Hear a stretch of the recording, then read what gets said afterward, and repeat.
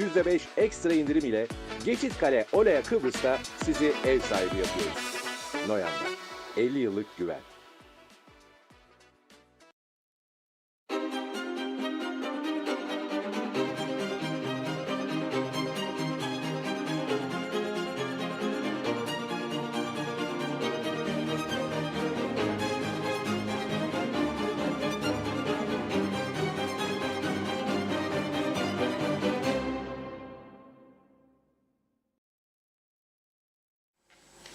TV 2020 ekranlarından merhaba sevgili izleyenler. Gündem Özel programında Diyalog Medya Grubu Genel Yayın Yönetmeni Reşat Akar'la birlikte sizlerleyiz. Gündem çok yoğun, sırasıyla konuları aktaralım. Evet, bugün ilk olarak Orta Doğu'da savaşın artarak devam ettiği bir süreçte Kıbrıs sorununun çözümü konusundaki girişimlere de hız verildiği görülüyor. Cumhurbaşkanı Ersin Tatar'ın Rum Yönetimi Başkanı Nikos Christodoulidis'le yemekli toplantısı 15 Ekim'de New York'ta gerçekleşecek. Yemek daveti Birleşmiş Milletler Genel Sekreteri Antonio Guterres tarafından yapılacak. Cumhurbaşkanı Tatar'ın New York'ta Türkiye Cumhurbaşkanı Recep Tayyip Erdoğan'la gerçekleştirdiği görüşmede de Kıbrıs konusu ele alınmıştı. Bu kez Ankara'ya davet edilen Başbakan Ünal Üstel ve koalisyon ortaklarıyla iç sorunların yanı sıra Kıbrıs sorununun ele alındığı bildirildi. Türkiye Cumhurbaşkanı Yardımcısı Cevdet Yılmaz da yaptığı açıklamada adada varılacak bir çözümün bölgesel açıdan son derece olumlu etkilerinin olacağını söyledi. Başbakan Ünal Üstel bugün de Türkiye Dışişleri Bakanı Hakan Fidan, Milli Savunma Bakanı Yaşar Güler'le bir araya geldi. Saat 17.30'da adaya gelmesi beklenen Başbakan Üstel'in Ercan Havaalanı'nda yapacağı açıklamaları canlı yayında ekranlara getireceğiz. Diğer taraftan Cumhuriyetçi Türk Partisi Genel Başkanı Tufan Erürman, New York temaslarını değerlendirdiği basın toplantısında Kıbrıs sorununun çözümüne değindi. Müzakere ihtimalinin güçlü olduğuna değinen Erhürman, şimdiden buna hazırlıklı olunması gerektiğini söyledi. Erhürman bugün canlı telefon bağlantısıyla sorularımızı yanıtlayacak. Son olarak Kuzey Kıbrıs'ta ölümlü trafik kazalarına bu sabah bir yenisi daha eklendi. Gazi Mausa İskele Anayolu üzerinde meydana gelen kazada 30 yaşındaki Zehra Kahraman hayatını kaybetti. Gazi Mausa'da bugün ayrıca mahalle kavgası yüzünden de 14 kişi tutuklanırken polis 8 kişiyi de uyuşturucudan yakaladı. Ayrıntılarını ele alacağız. Evet, buyurun Reşat Bey. Evet, herkese hayırlı günler dileyerek başlayalım. Kıbrıs sorunu uzunca bir zamandır buzdolabına kaldırılmıştı. Derin dondurucuda bekliyordu. Ama biz burada hep neyi konuşuyorduk? Avrupa Birliği'ne üye alınmış bir ülke kesinlikle sonsuza dek bölünmüş kalamaz. Düşünün, dev ülkeler Fransa, Almanya, Avrupa Birliği içerisinde Belçika, Hollanda ve bunların büyük finansman sağladığı, özellikle Almanya'nın büyük finansman sağladığı bu topluluk Avrupa Birliği Kıbrıs'ı üye aldı. Almasaydı. Aldı ama çünkü öncesinden hazırlık yapılmıştı. Ve bunun aslında Kıbrıs sorun çözümüne katkı sağlayacağı düşüncesiyle alınmıştı. Nitekim de öyle oldu. Sınır kapıları 2003'te açıldı. 2004'te anlam planı oylandı. Ardından bir hafta sonra referandumdan Rumlar, yani Kıbrıs Cumhuriyeti diyelim daha doğrusu, Avrupa Birliği'nin tam üyesi yapıldı. Avrupa'nın temel ilkelerinden birinin serbest dolaşım, yerleşim ve mülkiyet özgürlüğü olduğunu hiçbir zaman unutmadık. Unutmamamız gerekirdi çünkü. Ne yapmak lazımdı? Biz bu süreçte Avrupa Birliği'ne bizi kandırdınız, çözüm için evet dedik. Rumlar hayır dedi. Onlara para yağdırıyorsunuz. Bize de daha çok destek olmanız lazım. Biz yanlış yol seçtik. Dedi ki bizi tanıyın. Uçakların sizin kalksın. Olmayacak çünkü Güvenlik Konseyi kararı var. Olmayacak çünkü Avrupa'nın hiçbir ülkesi bu adanın bölünmesini ve bir ada içinde iki devlet olmasını kabul etmez ve etmeyecek. Ama biz kendi kendimize bir politika geliştirdik ve Türkiye'nin desteğini isteyerek sürekli Türkiye'yi de birçok konuda uluslararası ilişkilerde sıkışmasına neden olduk ve bugünlere kadar geldik. Ama şimdi soracak olursanız 125 bin kişinin cebinde Avrupa Birliği pasaport kimliği vardır. Pasaport daha azmış biraz. 125 bin. Yani cepte Avrupa kimliği, ondan sonra da ben ayrıyım burada. Bizim avantajlı tarafımız anlam planı referandumunda evet oyu kullanmamızdır. Bütün dünya bunu gördü ve çözüm istediğimizi anladı. Her şeye rağmen. Burada hata Rumlarındı, kilisenin dürtmesi, aşırı sağcıların, fanatiklerin bizimle yönetimi paylaşmak istememesi, bütün bunlar tabii ki bölünmüşlüğün devamına yol açtı. Bölünmüşlüğün devamının ne tür tehlikeler yaratacağını da işte şimdi herkes görüyor. Onlar da görüyor, bizler de görüyoruz. Orta Doğu'daki olaylar. Orta Doğu'daki olaylara bakın. Kıbrıs'ta yeni bir savaşı kim isteyebilir ki? Çoluk çocuğunu, kendini, ailesini ateşe atmak isteyen birisi olabilir mi? Çılgınlık değil mi bu? Bu bir çılgınlıktır. Öyleyse Kıbrıs Türk halkının, tabii onlar da kendi garantisini sağlasın, garantisini sağlayacak, yani Kıbrıs Türk halkının evet ben buna güveniyorum diyebileceği bir garanti sistemiyle çözüme gitmek doğru olandır. Efendim Rum bizi gene yutar 5'e kadar. Rum'un bizi yutmaması için yapmamız gerekenleri yaptı mı yapmadı mı buna bakalım. Ben daima buna bakarım. Bırakılan narenciye ağaçları, bahçeleri yerinde duruyor mu durmuyor mu? Ben ona bakarım. 220 bin ton ihracattan 50 bin 45 binlere geriledi üretim. Ben nereye bakarım? Pınarları vardı bu ülkenin. Lapta Başpınarı vardı. Değirmenlik Başpınarı vardı. Yıl 365 gün şarıl şarıl su akardı. Ne oldu da bunları kuruttuk? Ben buna bakarım. Ben dere yataklarını doldurmamıza bakarım. Taş ocaklarının 5 parmakların bir parmağını yemesine bakarım. Evet özgür olacağım ama insan gibi yaşayacağım. Bunu biz kuramadık bu düzeni burada. Adanın bir tarafı Avrupa'nın tüm koşullarını hemen hemen uygularken ama tabii kendi yaşam biçiminde korurken nedir kendi yaşam biçimi? Kıbrıs Rumlarına, Kıbrıs Türklerinde bir taverna geleneği var. Akşam oldu mu yaz akşamları geçin Lefkoşan Rum kesimine yol üstünde herkesin alt direğinde, orta direğinde gidebileceği küçük küçük tavernalar var. Evde pişireceğine haftada bir et pişirecekse orada gidip bir fırın kebabı yer, bir bira içer. Salatası da ikram gelir yanına. 15 liraya kalkar adam gider. Bizde de var. Deniz var. Adanın her tarafı deniz. Burada bizi bir kez daha bir çözüme zorlayacaklarını bekliyorduk, biliyorduk ve buna rağmen gerekli hazırlıkları yapmadık. Şimdi ben nereye bakıyorum? Ben şuna bakıyorum. Türkiye Cumhurbaşkanı Sayın Recep Tayyip Erdoğan'ın 2002 yılından beri Kıbrıs konusundaki politikası bir adım önde siyaseti. Söz verdi, anlam planında evet çıktı. Dedi tamam bir daha deneyelim. Kram Montana'ya Dışişleri Bakanı dönemin Çavuşoğlu'nu gönderdi ve epey ilerlemeler kaydedildi. Dedi denktaşı istemediniz. Akıncı dedi Leymosunlu, Anastasiyadis Leymosunlu. Ondan önce de dedi Talat Cetepe'li, dedi Cetepe'nin kardeş partisi Agel lideri Hristofers. Gene siz bavulu alıp kaçtınız görüşme masasına. Şimdi bu kez federasyonu reddeden taraf federasyon için koşturuyor. Diyor bize federasyon. Reddettiydiniz. Pişman olduk. Tamam şimdi ismi ne olacağı pek önemli değil bence. İsmi ne isterse olsun.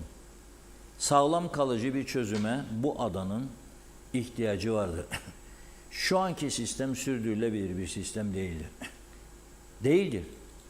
Düşünün siz öyle bir toprak parçasında yaşıyoruz ki ülkenin en yetkili makamları nüfusumuzun kaç olduğunu bilmiyor. Nasıl bir yönetim şekli bu? Nasıl gelecek planlaması yapacağız?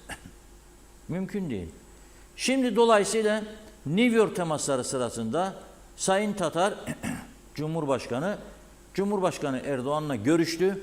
Dışişleri Bakanı Hakan Fidan'la görüştü. Ondan sonra Birleşmiş Milletler Genel Sekreteri ile bir araya geldi.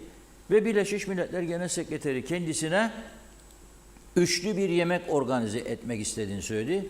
O da bunu kabul etti. Rum tarafı zaten başından kabul etmişti. Ekim ayı içinde 3 tarih verdim demişti Christodoulidis. Dolayısıyla 15 Ekim'de şimdi iki lider New York'a gidecek. Keşke New York'tayken gerçekleşseydi bu görüşme. Niye bir ay? Hem gelip gitme bir daha masraf hem bu kadar yol çekecekler. Neyse. Geç olsun güç olmasın. Şimdi bu durumdan sonra bu kez önceden açıklama yapılmadan Başbakan Ünal Üstel ve iki koalisyon ortağı Ankara'ya davet edildi. İlk görüşme Cumhurbaşkanı Yardımcısı Cevdet Yılmaz Bey ile yapıldı. Cevdet Yılmaz Bey ağırlıklı olarak onlarla iç politikayı konuştu ve elektrik meselesini gündeme getirdi. Süreklilik arz edecek bir formül. Bu formül İsrail, Güney Kıbrıs, Yunanistan formülü de olabilir. Yani Türkiye üzerinden geçecek bir sistem ve adanın tümünü kapsayacak bir sistem olabilir. Mısır, İsrail, Kıbrıs'tan çıkacak gazın da Avrupa sevkiyle ilgili olabilir. Zehirlenmeyi sona erdirecek adanın tümünde temiz enerjiyle elektriğimizin kesilmeyeceği bir düzen yaratılacak. Bunu konuştular ama bu arada Sayın Cevdet Yılmaz dedi ki adada varılacak bir çözümün bölgesel açıdan son derece olumlu etkileri olacaktır dedi. Bu ne mesajdır bu bize? Yani biz çözüm pozisyonumuzu sürdürüyoruz. Ve bu çözümün yararlı olacağını düşünüyoruz, buna inanıyoruz. Şimdi bu kez Ankara'da iki bacaklı bir görüşme oldu. İç sorunlar ve Kıbrıs meselesi. Ardından Sayın Ünal Üstel, Cumhurbaşkanı Yardımcısı Cevdet Yılmaz Bey ile birlikte Cumhurbaşkanı Erdoğan tarafından kabul edildiler. Orada işte Kıbrıs meselesi ağırlıklı olarak ele alındı. Yani hem Cumhurbaşkanı hem hükümet düzeyinde Kıbrıs sorununun ele alındığı bir süreçten geçtik. New York ardından Ankara. Bunu artık çok konuşacağız. 15 Ekim'de bu üçlü yemek herhalde binin uçağa da 15 saat gelin New York'a da yiyiniz bir isteğik biftek yahut da ne bileyim bir karides soslu bir çorba içinde gidin. Yok. Bundan sonraki süreçte müzakereler nasıl başlayacak ve nasıl sonuçlanacak? O masada bunlar mutlaka konuşulacak. Mutlaka. Ve bugün CTP Genel Başkanı Sayın Tuvan Erhürman da New York toplantılarını değerlendirirken şöyle dedi. Müzakerelerin başlaması ihtimali çok güçlüdür. Şimdiden buna hazırlıklı olmalıyız. Mesaj bu. Çünkü orada Birleşmiş Milletler Genel Sekreterinin yardımcısıyla da görüştü. Efendime söyleyeyim Rum tarafının ana muhalefet partisi Akel'le de görüştü. Başka görüştüğü kişiler de var. Buna dayanarak o da bugün müzakere sürecinin kapıda olduğunu ortaya koyan açıklama yaptı. Şimdi kendisiyle daha detaylı bir telefon bağlantısı yaparak bunları konuşacağız. Arkadaşlarımız Tufan Bey'i arıyordur. 17.30'da ise Başbakan Ünal Üstel Ankara temaslarından sonra adaya dönmüş olacak. 17.30. Ben kendisiyle konuştum. Dedi ki bu defa çok farklı, çok yoğun geçti Ankara. Havaalanında açıklama yapmayı düşünüyorum. Buyurunuz yapınız. 17.30-35 o civarda açıklama yapmaya başladığında biz de canlı olarak Ercan'a bağlanacağız. Açıklamalarını paylaşacağız.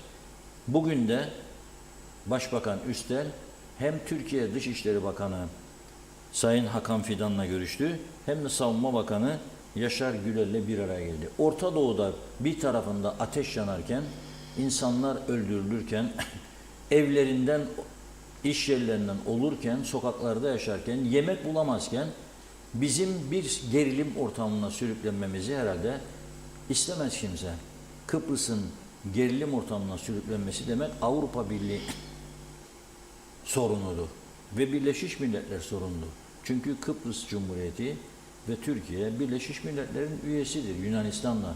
Onun için istemezler tabii ki. Hazır mı? Evet, Tufan Tamam. Bey hattımızda. Hoş geldiniz yayınımıza. Merhaba. Hoş bulduk. İyi yayınlar dilerim. Sağ olun. Nasılsınız hocam?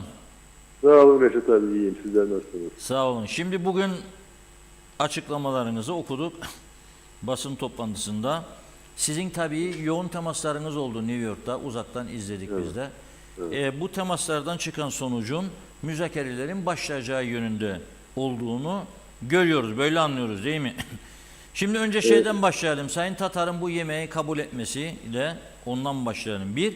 İki, bu temaslarda mesela illaki United Federal Cyprus mu adı geçiyor, yoksa başka bir isim altında da bu çözümü, yani çünkü bizim taraf diyor ki kesinlikle federasyon ölmüştür.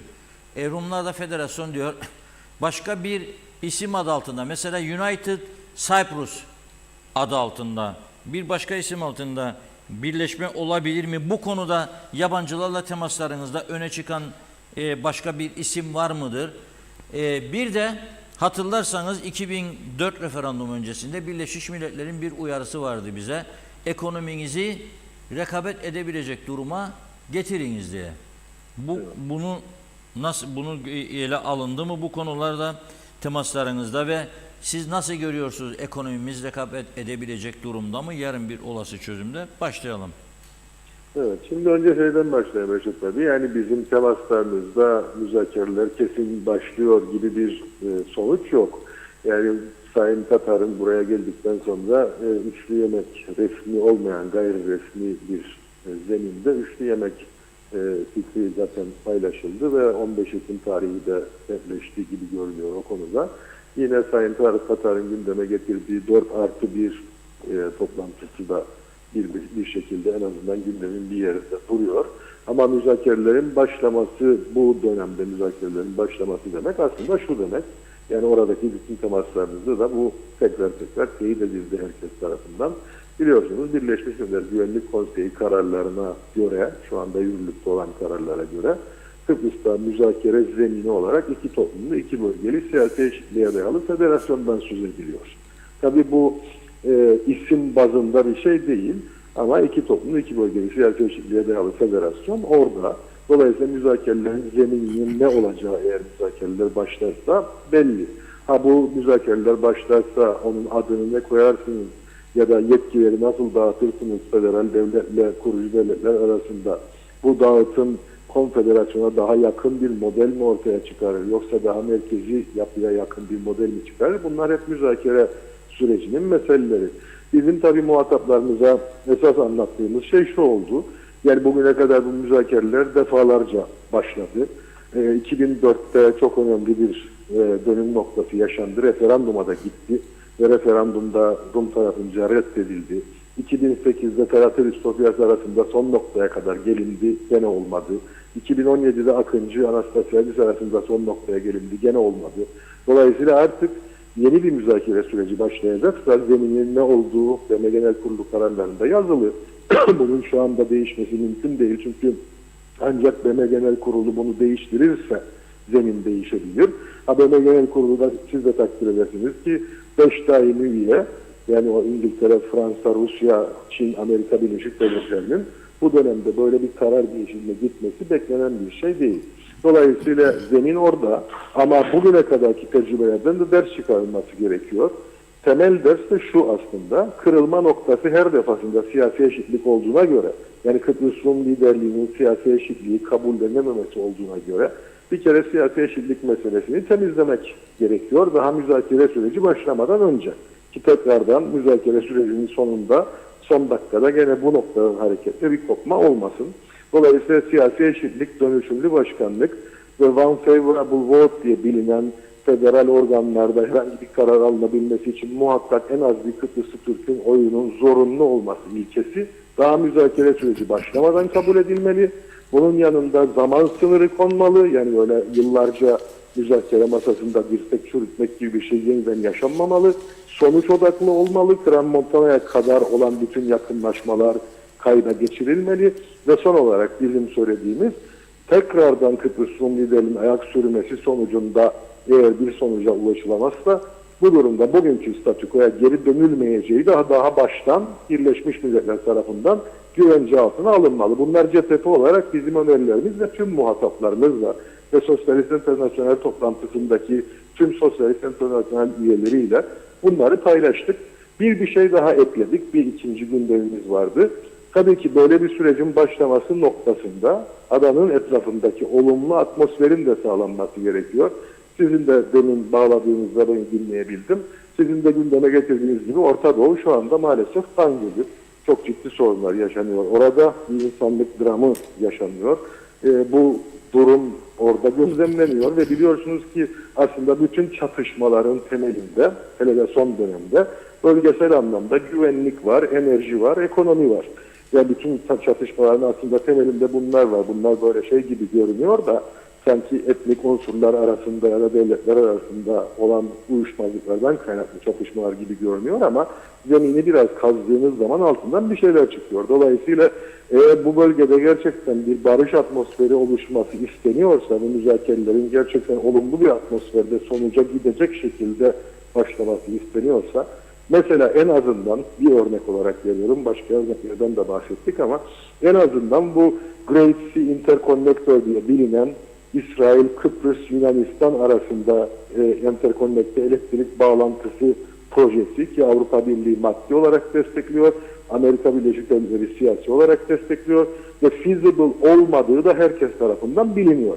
Yani neden feasible değil? Çünkü biliyorsunuz işte Türkiye ile Kıbrıs arası maksimum 100 kilometre. Bu taraftan baktığınızda Kıbrıs'tan Yunanistan'a 1000 kilometre. Yani bunun feasible olmadığı, feasible olanın İsrail, Kıbrıs, Türkiye olduğu herkesin malumu. Ama bu Avrupa Birliği'nin desteklediği bir proje, ABD'nin siyasi olarak desteklediği bir proje. Biz muhataplarımıza şunu söyledik. Yani Amerika Birleşik Devletleri'nin temsilcileriyle görüştük, AB temsilcileriyle de görüştük. Dedik ki yani eğer gerçekten arzu Kıbrıs'ta bir olumlu atmosfer oluşması ve müzakerelerin sonuca ulaşacak şekilde yeniden başlamasıysa, öncelikle demin anlattığım CTP'nin önerileri olan o 4 madde üzerinde ciddi çalışılması gerekiyor. Bir de olumlu atmosfer için feasible olmayan bir proje yerine, yani Türkiye'yi siyaseten dışarıda bırakacak bir proje yerine Türkiye'yi de dahil edecek ve feasible hale gelecek projelerin düşünülmesi, gündeme getirilmesi lazım.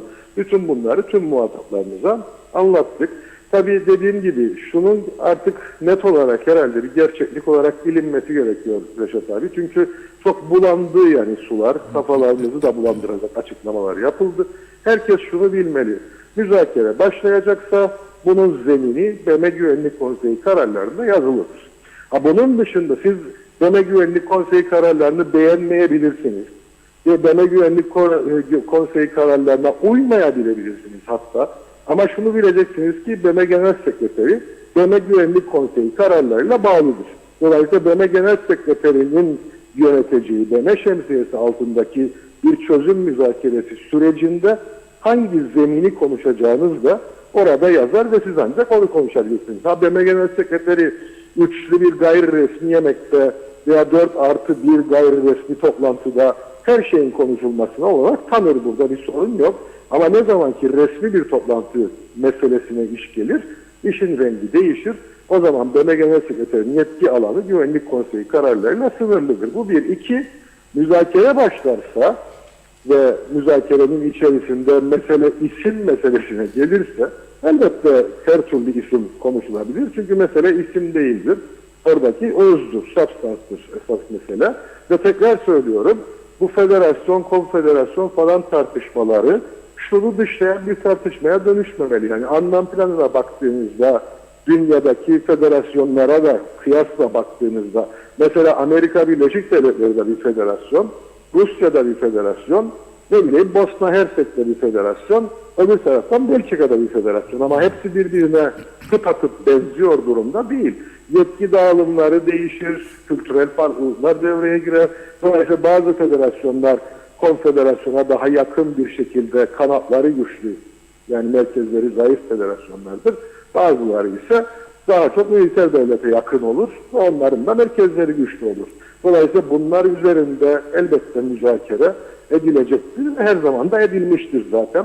Kıbrıs Türk tarafı da her zaman hangi lider olursa olsun daha çok kanatları güçlü, yani bizim terminolojimizle söylersek kurucu devletleri güçlü federal yapıları gündeme getirmişlerdir. Bunlar elbette müzakere konusudur. İşin ekonomik tarafına baktığımızda bu da gündeme getirdiğimiz konulardan biriydi Reşat abi, tüm muhataplarımızla yaptığımız görüşmelerde. Ve hep şunu söyledik. Avrupa Birliği biliyorsunuz iki toplumlu projelere destek veriyor. Birleşmiş Milletler gene sizin dediğiniz gibi zaman zaman güven yaratıcı önlemlerle, zaman zaman başka enstrümanlarla çözümden önce iki toplumun ekonomilerinin birbirine yakın ölçeklere gelmesi gerektiğini söylüyor. Ama Kuzey Kıbrıs Türk Cumhuriyeti'ne bugün baktığınız zaman gerek inşaat sektöründe yaşanmaya başlayan sıkıntı, gerek turizm sektöründe gündeme gelen sıkıntı, gerekse ülkedeki ekonomi yönetimsizliği diyorum ben ona, kötü yönetimi demiyorum. Ekonominin yönetilmemesi dolayısıyla kuzeydeki ekonominin hızla güneye doğru kayması meselesi aslında tam da ortaya konulan hedeflerin tersine bir takım gelişmelerin burada yaşandığını bize gösteriyor. Elbette anlattık orada inşaat sektöründe yaşanan sıkıntının önemli sebeplerinden birinin Güney Kıbrıs'taki hukuku enstrümanlaştırmak suretiyle Kuzey Kıbrıs Türk Cumhuriyeti ekonomisine sekteye uğratmak amacıyla Güney Kıbrıs'ta açılan davalar olduğunu, turizmde 9 büyük şirketin kuzeye olan, yani güneydeki 9 büyük şirketin kuzeye olan turizm operasyonlarını durdurduğunu, bunun da ortak iş yapma ilkesine uygun olmayan davranışlar olduğunu anlattık. Ama tabii mesele dönüp dolaşıp şuraya geliyor. Açık konuşmamız lazım artık. Çünkü yani memleket de yangın yeri. Allah'a şükür Orta Doğu'daki gibi o anlamda bir yangın yeri değil ama ekonomik anlamda bir yangın yerine dönüştü memleket. Açık konuşmamız gerekiyor. Bunları ne zaman gündeme getirirseniz tabii ki şu soruyla karşı karşıya kalıyorsunuz.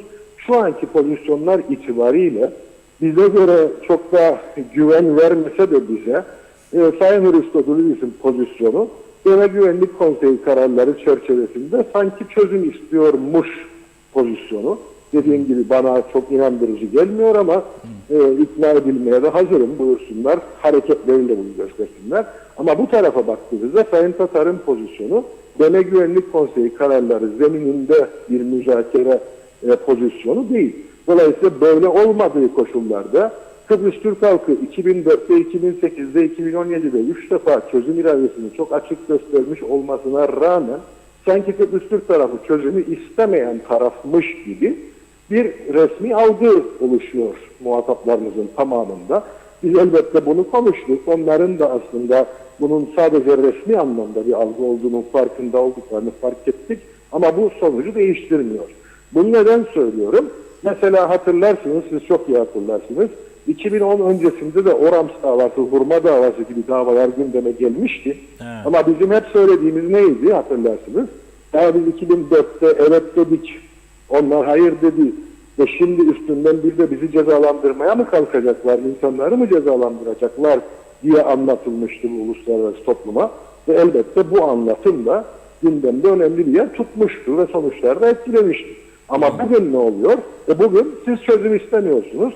Çözümü istemeyen taraf olarak da işte kuzeydeki Rum mallarını ala ala pres atıyorsunuz gibi bir algı oluşuyor uluslararası toplumda. En azından dilde bu söylenebilir hale geliyor ve bu bizi gerçekten sıkıntıya sokuyor. Dolayısıyla Kuzey Kıbrıs Türk Cumhuriyeti'nin son dönemde yaşadığı, özellikle Güney-Kuzey ilişkileri çerçevesinde yaşadığı ekonomik sıkıntılar bazında bakıldığında doğru zeminde bulunmanın önemini bir daha fark etmemiz gerekiyor. Artı demin sözünü ettiğim o elektrik meselesinde. Biliyorsunuz enterkonneksiyon bizim için çok önemli. Hepimizin de feasible olması koşuluyla, gerçekten enterkonnekte olması koşuluyla desteklediğimiz bir şey. Ama Türkiye Cumhuriyeti KKTC arasında enterkonneksiyonda ENSOE isimli Avrupa Birliği kuruluşunun engel olma ihtimali hala orada duruyor. Ve bunun ne kadar feasible olduğu meselesi de orada duruyor. Oysa bu tarafta Avrupa Birliği destekli bir başka proje var. Great Sea Interconnector, senin anlattığın gibi. Ve feasible değil çünkü Türkiye'yi dışlamaya çalışıyor. İşte tam da bunların bu dönemde görüşülmesi lazım.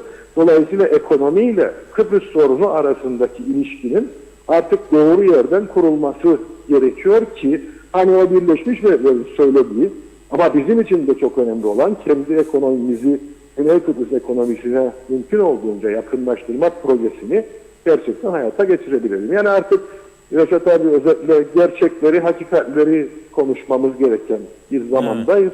Çünkü gerek uluslararası alanda, bölgede, gerekse ülkemizin kendi içinde artık pek çok şeyin sürdürülebilir olmaktan çıktığı çok açık bir şekilde görülüyor. Evet.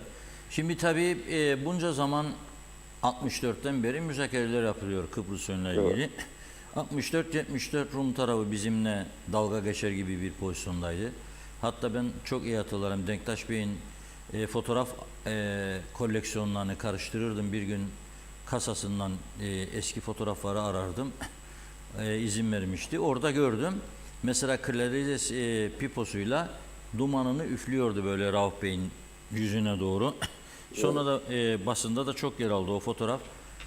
Biliyorum. 74'ten sonra biz daha güçlü pozisyona geçtik. Çünkü savaş oldu. 200 bin Rum göçmen durumuna düştü. Biz birçok yeri ele geçirdik. Bu defa biz müzakerelerde istediğimiz gibi tavır koymaya başladık. Ve bu şekilde geldi. Şimdi birçok görüşme yapıldı. Aslında sorunun ne olduğunu herkes çok iyi biliyor. Bu geldiğimiz noktada artık daha fazla yıllarca bu müzakerelerin sürmeyeceğini anlamış mı acaba taraflar? Yani Birleşmiş Milletler'de buna bir süre, bir zaman dilimi koyma gibi bir düşünceleri var mı? Siz görüştüğünüz gene sekreter Evet, çok açık Reşat abi. Yani bu konu olumlu cevap verebileceğim konulardan biridir. Çünkü biliyorsunuz zaten zaman sınırı, eğer bir daha görüşmeler başlarsa bu görüşmelerde zaman sınırı olacak ve bu görüşmeler sonuç odaklı olacak diyen Sayın Guterres'in kendisidir. Bunu Kram Montana'dan sonra çok açık söyledi. Hani ben bağlantının başında 4 tane temel meseleden bahsettim ya, CTP'nin metodoloji açısından gündeme getirdiği. O 4 meselenin 4'ü de zaten BM'nin kendi sözleridir. Siyasi Eşitlik Güvenlik Konseyi kararlarında yazar. Zaman sınırlaması ve sonuç odaklılık Guterres'in kendi bir daha olacaksa muhakkak böyle olacak dediği yerde söylenmiştir. Tekrardan Kıbrıs'ın tarafında ayak sürmesi dolayısıyla sonuca ulaşamazsak statükoya geri dönülemeyeceğini de Sayın Annan 2004 referandumlarından sonraki raporunda kendisi söylemişti. O raporda hatırlarsınız Kıbrıslı Türklerin evet iradesinden sonra Kıbrıslı Türklerin üzerindeki izolasyonların artık hiçbir meşru gerekçesi kalmamıştır diyen Sayın Annan'dı. Ama biliyorsunuz o rapor Rusya tarafından engellenmişti. Yani sonuca ulaşamamıştı. O yüzden CTP olarak biz diyoruz ki bu defa sonraya bırakmayız. Müzakere masası kurulmadan önce bu 4 ilke teyit edilecek ve müzakereler muhakkak takvimde olacak. Siyasi eşitlik müzakere başlamadan önce halledilecek. O sonuç odaklı olacak ve statükoya geri dönülmeyeceği de eğer sonuç alınamazsa muhakkak baştan güvence altına alınacak. Çünkü CTP olarak bizim pozisyonumuz, bütün muhataplarımıza onu anlattık. Bizim derdimiz bir müzakere masası kurulması değil. Bizim derdimiz bizi bu defa sonuca ulaştıracak bir müzakere masasının kurulmasıdır. Öyle iş olan müzakere masası meraklısı olmadığımızı tüm muhataplarımızla paylaştık. Evet, çok teşekkür ediyoruz. Çok sağ olun. Ben teşekkür ederim. Görüşmek üzere. Kolay gelsin. Sağ olun. Evet, Sayın Tufan Erjurman'la konuyu değerlendirdik. Programın başında da söylemiştim. 17-30 civarı Başbakan Ünal Üstel de adaya varmış olacak. Yani az bir vakit kaldı. Ercan Havaalanı'nda önemli açıklamalar yapacağını duyurdular. Bizler de o açıklamaları canlı olarak vereceğiz. Ancak baktığımda ben buradan başkent Lefkoşa'dan Ankara'daki havada bulut yok. Duman hiç yok. Kıbrıs kokusu var. Ben bunu buradan görebiliyorum. Cumhurbaşkanı Erdoğan Kıbrıs sorununun çözülmesi halinde Türkiye'nin önünün açılacağını biliyor. Türkiye ihracatının %60-65'ini Avrupa'ya yapan Türkiye'nin ilk hedeflerinden birisi Gümrük Birliği anlaşmasını genişletmektir. Bir veto Güney Kıbrıs'tan gelmesi halinde genişleyemez. Ve şu anda bekleme aşamasındadır Türkiye'nin talepleri. Ha Kıbrıs'ı versin de Gümrük Birliği versin diyen yok. Ama Kıbrıs sorununun çözümüne olan desteğin devam ettiğini göstermek Avrupa içinde, bütün dünya ülkeleri içinde önemli bir mesajdır. Yani onlara vereceğimiz önemli bir mesaj. Türkiye bakın hala daha çözüm. Ama Kıbrıs Türklerinin tabii tekrar altını çizerek söylüyorum. 63-74 yıllarına götürüleceği bir çözümü hiçbirimiz istemeyiz. Ama kalıcı sağlam bir çözümü istiyoruz ve bu konuda da bizim toplumumuzun sağduyusuna güveniyoruz. Çünkü toplum geçmişte yaşanan acılara rağmen bir daha benzeri acılar yaşanmasın diye sağlam bir çözüme hayır demez. Çünkü görüyor, hepimizin çok ciddi sorunları var. Eğitim sorunları var çocuklarımızın. Bu ülkede eğitimin, devlet okullarına doğru dürüst verilemeyen eğitimin özelde alınması ne demektir bilir misiniz? Servet istersiniz yahu, servet. 2 çocuk varsa bugün bir özel okula verdiniz mi servet istersiniz. 15.000 sterlin vereceksin bir yılda, belki daha fazla. Nereden olacak bu iş? Bir de Avrupa şartları var. Ücretsiz eğitim ve iş garantisiyle eğitim veren kurumlar var. Çok eksiğimiz var bizim kuzeyde. Yapmamız gereken elimizdeki imkanları yapmadığımız çok iş var. Şimdi bir mesajda Birleşmiş Milletler Kıbrıs'taki temsilcisinden geldi, Colin Stewart'tan, ama onu mesajlardan sonra bırakıyorum. Evet. Başlayalım çünkü çok mesaj var. Funda Hanım sabırsızlanıyor. Buyurun. Evet, hızlıca başlayalım. Şerife Turgay Derya, İzzet, Ahmet Erdal Yarkın, İsmet Esenyel, Hüseyin Noroğlu, Mustafa Özcan iyi yayınlar diledi. Şenol Tatlıcıoğlu, Fevzi Mehmetçioğlu, Mehmet Ali Özdemir de Tatlısu'dan selamlar demiş. Erol Topçu İngiltere'den iyi yayınlar diliyor. Zehra Sencer Karpaz'dan sevgilerimle. Ömer Köse, Kıbrıs Türk toplumu ancak bir çözümle bu bozuk sistemden kurtulabilir. Sayar Aker Gündem Özel'in şahane yayını siyasileri ürkütüyor. Biz halk daha uyanık olmaktan gurur duyuyoruz. Lefkoş artık bize kümes değildir demiş. Avrupalı olmak daha fazla hür olmak demektir. Mehmet Uluçaylı, Rumları tek taraflı Avrupa Birliği'ne almaları Türk tarafına bir yarar sağlamadı. Çünkü anlam planında Türklerin evet demesinde verilen sözlerin hep havada kalmasına ve güvensizliğe sebep oldu demiş. Diğer mesajda Avrupa Birliği aklı başında olsa İsrail'in yaptığı katliamlara destek belirtmez. Dünya haklıdan yana hiç olmuyor. Çıkar peşinde koşuşmalar devam etmekte. İsmet Ezel, Sanayi Holding vardı. Fabrikalar, ham maddeler yazdı. Celal Harun, vatandaşlar diyor ki bu aşırı zamlardan dolayı ben bu geçim derdini sizin saltanatınız yüzünden neden çekeyim? Seçim istiyorum, artık sandık gelsin. Ali Dereseven, olası bir federasyon modelinde Türk askeri buradan gider. Zaten tek amaçları bu. AB hala daha güvenilirse çok hata yaparız. Şu anda AB ülkelerinin neler yaptıklarını, nelere destek verdiklerini görüyoruz. 74 öncesi burada ve Avrupa'nın göbeğinde olanları seyreden şimdiki AB ülkeleri değil mi? Serbest dolaşım ve yerleşim deniliyor. Bizim nüfusumuz ne ki içimize sınırsız Rum ve Yunan alalım? Herkes bilsin ki Türkiye'siz AB'ye girersek sonumuz çok kısa olur. Bizim için en iyi garantörlük burada devamlı 30-40 bin askerin bulunmasıdır. Ahmet Yaşar İzmir'den selamlar. Uçak biletleri el yakıyor. Gelelim diyoruz İzmir'den ama biletler uçuyor diyor. Bunun içinde yeme içme otel parası da yok. İzzet Ahmet, Rum 0 asker der, 0 garantör der. KKTC milliyetçiler bunu asla kabul etmez. Peki nasıl anlaşma bekliyoruz demiş. 12.000 yıl geçecek, bu sorun orada olacak. Ömer Ayaz, düzenli yalnızca ben siyaset yapıyorum, siyasetçiyim diyenlere milletvekili, bakan, başbakan, müdür, müsteşar, iş yapmayan memurlar, gümrük kapılarında haraç yiyenlere diyor. Sanal kumarlar, dövizi cebine koyup gelenlere, havaalanlarını babasının malı gibi görenlere yaradı. Federasyon sözcüğü kabusları gibi işte bunlar ve bunlara yardakçılık yapanlara da yaradı. Namusuyla ekmeğini kazananlara yaramadı. Birlik beraberliği bozanlara yaradı.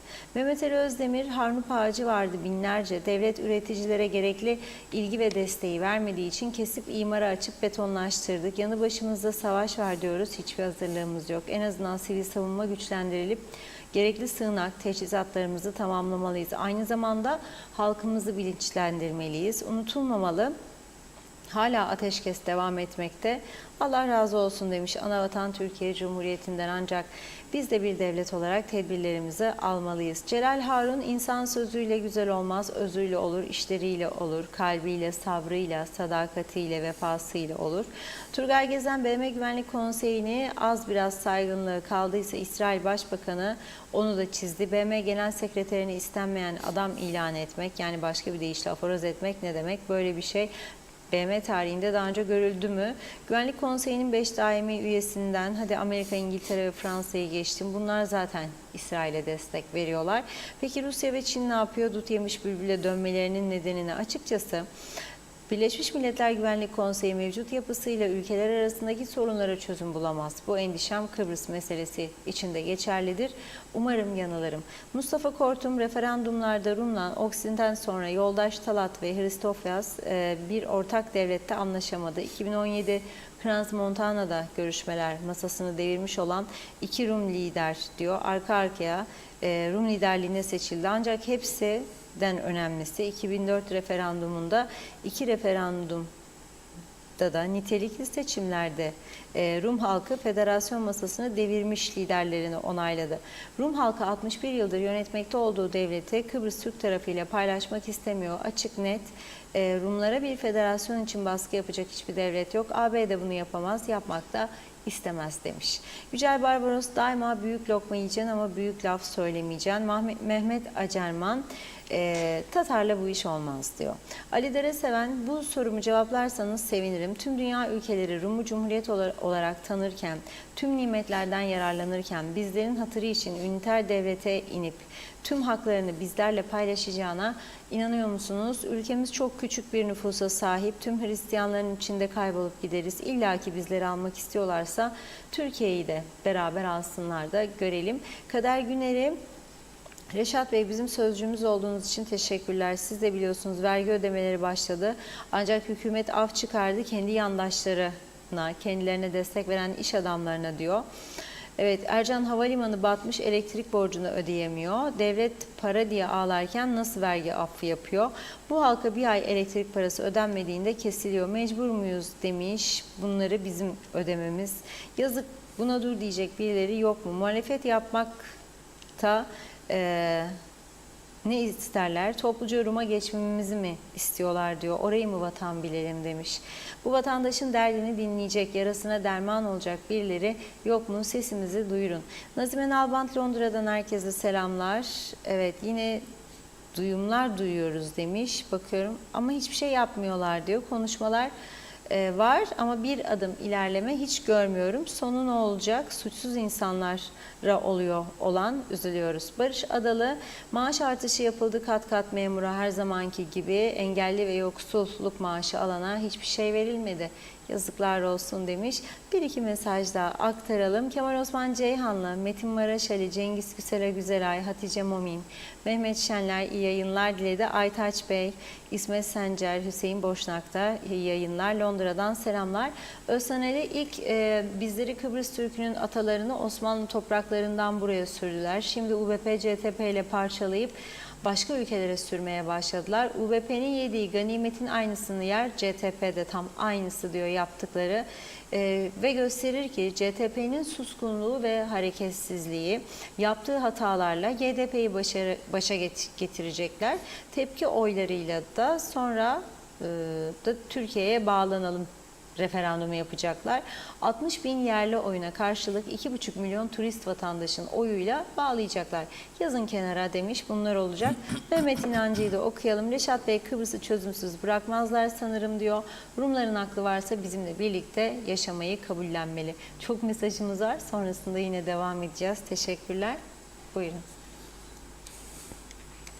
Evet, şimdi tabii bazı kesimlerde haklı olarak endişe var. Yani geçmişte bize bunları yaptılar da biz şimdi kalkıp bunlarla yeniden birleşecek, içimize alacak. Zaten şu anda içimizde değiller mi? Yani şu anda 200 bin Rum bir günde kuzeye geçse kim geçme diyebilir ki? 30 bin, 20 bin geçtiği gün olur buraya, 15 bin geçtiği gün olur. Kimse bir şey diyebilir mi? 23 Nisan 2003'te kapılar açılmıştı. 25 Nisan akşamı bir eski bizim yerli en eski bankalarımızdan birinin o dönemki yönetim kurulu başkanı Türkiye Cumhuriyeti vatandaşı ama sonradan KKTC'de olmuş. Beni arıyor. Diyor ki Antik Liman'dayım şu anda diyor. 30 tane Kıbrıslı Türk belki var diyor. Ama 1500-2000 civarında Rum var diyor. Şimdi diyor bunlar diyor çıkıp gitmeyik biz buradan derlerse diyor ne olacak diyor bana. Çıkıp gitmeyik derlerse dedim. Da oturacaklar, yiyecekler, içecekler, parasını ödedikleri sürece yesinler, içsinler dedim. Kapandığı zaman da lokantalar yatsınlar yollarda uyusunlar dedim. Ne yapabilir dedim. Silah var mı? Yok. Benim orada onları gözetleyen sivil güvenlik görevlilerim var mı? Bitti. Şimdi öyle düşünürsek zaten bu yıl sonu itibariyle 4 milyonun üzerinde turist bekliyor Güney Kıbrıs. Onların nüfusu 750-800 bin Kıbrıs Rum olarak. 4,5 milyon yutacak mı onları? Yani de korkup da turistlere kapımı kapacaklar. Efendim silahlanırlar. Bu müzakere masası niçindir? Bunu çözmek içindir. O silahlanmayı durdurmak zorundalar. Adayı silahsızlandıracaklar büyük bir ihtimalle. Yani bir çözüm yolu bulacaklar. Sonra bu iş bakın 50 bine dayanıyor değil mi Gazze'de, Filistin'de ölenlerin sayısı? Bizim gerçek nüfusumuzun da 180 bin olduğunu düşünelim. Hadi 200-250. Yani birinin umurundadır zannediyoruz yani bize. Bir Türkiye'dir güvendiğimiz nokta, bizi koruyan. Türkiye'de kendi iç dinamiklerini yönetmek zorundadır. Avrupa ile ilişkilerini geliştirmek istiyor ve Avrupa Birliği'ne üye olmak istiyor. Bu yoldan geri adım atmış değildir. Elbette Türkiye bir takım çıkarları gözeterek adım atıyordur veya atacaktır. Özellikle bu doğalgaz şu anda bölgenin en önemli olayı doğalgaz olayıdır. Mısır ve İsrail'de çok yüksek gaz çıktı. Kıbrıs'ta da çıkıyor. 2027 yılında Afrodit gazının satılması hedefleniyor. Afrodit gazının baş aktörü ise Amerikan Chevron şirketidir. Biraz gerilere gidelim. 2020 ile 2022'ye kadarki süreçte ben çok iyi hatırlarım. Dönemin Kara Kuvvetleri Komutanı Kıbrıs'a geldiğinde Doğu Akdeniz'de bir kazma vurulursa gaz için denize dedi, Doğu Akdeniz kan gölüne döner. Ne oldu sonra? Doğu Akdeniz'de doğal gaz arandı, bulundu ve çalışmalar sürüyor. Dolayısıyla gelinen noktada bizim de bu gazdan nasıl yararlanacağımızın hesaplarının yapılıp ki inanıyorum ana vatanlar bunu yapmıştır. Avrupa Birliği, İngiltere, Amerika yapmıştır. Bir orta yol bulunacaktır. Nasıl sabahleyin 23 Nisan 2003'te uyandığımızda bir baktık ki dalga dalga Kıbrıs Rumlar bizim tarafa geçiyor. Dalga dalga Kıbrıslı Türkleri de diğer tarafa, herkes şaşırmıştı. Ve ilk haftalarda, ilk aylarda çok iyiydi ilişkiler. Bütün lokantalarımızı doldurmuşlardı her tarafı. Sonra bir sihirli değnek onlara değdi de biraz uzaklaştılar. Sonra akaryakıt avantajı çıktı. Avrupa Birliği dedi, gidin dedi, alın. Rum tarafı yasaklamak istedi, hayır dedi. Bunların için görmüyoruz yani de tek taraflı, yani Rumları besliyor. Niye bırakıyor bugün Rumları bizden gelip ucuz akaryakıt alsın? Bizim aklımız olsaydı, biz eğer başarılı bir yönetim tarzı uygulasaydık burada, şu anda herkes zengindi bu adada. Ama kapıları çoğaltamadık arkadaşlara. Söyle kapıları çoğaltamadık. Geliyor dalga dalga. Sattığın her 100 liralık akaryakıtın 30 lirası senin maliyenin kasasına giriyor. Ve biz bunu artırsaydık bugün bütçe açığı falan da olmayacaktı. Ama şimdi Maliye Bakanı duyduğum kadarıyla uyku uyumazmış. Uyumayacak. Hele aralığa doğru hiç uyumayacak. 13'ler gelecek gündeme. Para toplamaya çalışır, bulamıyor. Bilindiği gibi değildir bütçe açığı. Ama mesela baktım, maaş ayarlamaları asgari ücret yılda 2'den 3'e çıkarıldı. Her 4 ayda bir dendi. Ekonomik örgütler ağzını açmadı. Şimdi battık bittik helvayları hazırlayın diyorlar. Ya o günlerde neredeydiniz be arkadaş ama siz? Niye ağzınızı açmadınız? Yani bu öngörünüz yoktu. Biz o günden beri bağırıyoruz burada. Aman çok tehlike olacak diye. Yok. Esas konuşması gerekenler konuşmadı. Eylem çağrısı yapar mı ya bir medya kuruluşu? Yaptım ben buradan. Bir hafta gümrükten mal çekmeyin dedim. Değişir siyaset dedim. Yok dediler. Devam ettiler. Şimdi nasıl dayanacak Rum'un karşısına? Nasıl isterseniz dayanacaksınız. Ama bir de şunu bileceksiniz ki ben geldiğimde Mustafa'da ucuz bulsam Mustafa'dan alacağım. Andrea'da ucuz bulsam Andrea'dan alacağım. Buna hazırlansın herkes. Herkes hazırlansın.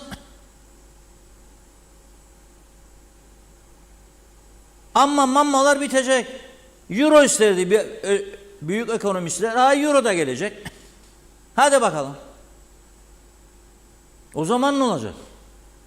Biz hazırlanmadık. Biz işte bilmem ne. Doğru dürüst Kıbrıs'ın kuzeyine yetecek. Günlük taze süt veremiyorsunuz. Ben mecburen gidip Rum tarafından alıyorum. Ve tabii ki seyircimle taze süt. Ne kandıralım mı birbirimizi? Yalan mı konuşalım burada ya? Yalan mı konuşalım? Aynı adayı paylaşıyoruz. Hala herkes başını kuma sokmuş. Bende et 700-750 lira çıkmış kuzu eti. Adam gider orada 500 lira, 450 lira aynı ülkeden alır gelir. Kim engelleyebilir bunu? Niçin bunu düzenleyemediniz bugüne kadar? Sorun nedir?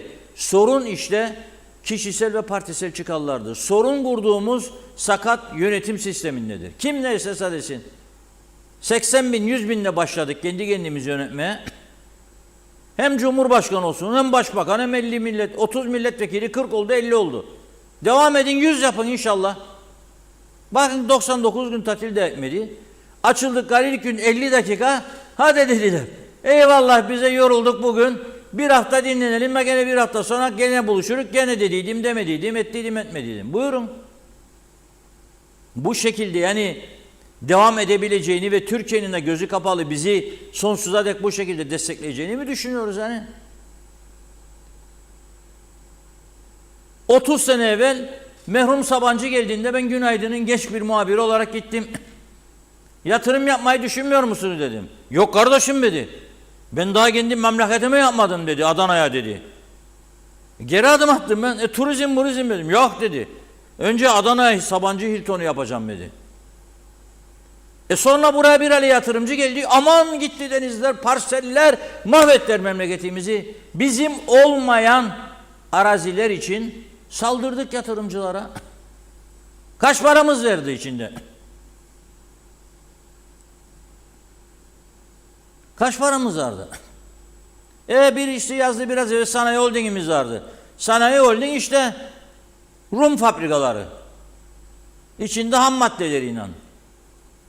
Batırdık. Neden? İstihdam. Neden? Seçim siyaseti. O dönemden başladı. Kıbrıs Türk Hava Yolları batırdık. Neden? Profesyonel yönetici koymadık. Partiler. Bugün elektrik kurumu bu şekilde devam ediyorsa işte bizi yolarak devam ediyor. Yoluyor bizi saçımızdan başımızdan. Sonra da bağırıyoruz. Öyledir. Bakın Rum lideri açık açık ne dedi? Rum lideri dedi ki 2 tane temel sorunu var bizim ülkemizin dedi. 2 tane dedi çok ciddi sorunu var dedi. Nedir dediler.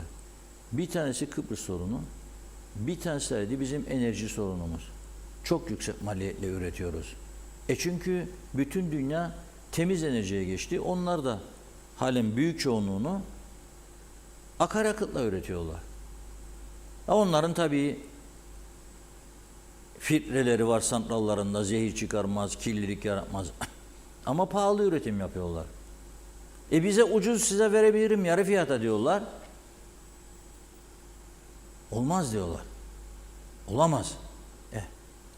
Yapacak bir şey yok. Ünal Bey'i bekliyoruz ama bu arada Ünal Bey'i beklerken söyleyeyim. Önemli bir açıklama da bugün programa girerken gördüm.